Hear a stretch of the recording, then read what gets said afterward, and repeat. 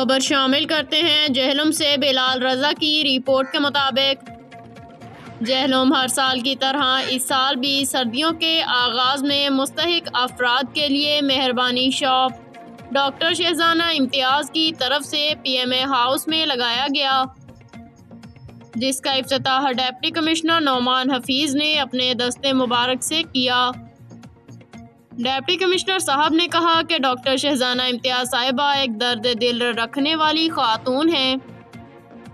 वो हमेशा गरीब और नादार लोगों का ख्याल रखती हैं। इस मौका पर deputy director social welfare Chaudhary Wajid Hussain, doctor Abdul Ghafoor Malik, doctor Tafseer Gondal, Farzana Chaudhary और Abdul Ghafoor Chauhan, chairman youth assembly for human rights जिला जहलम ने खुसूसी शिरकत की।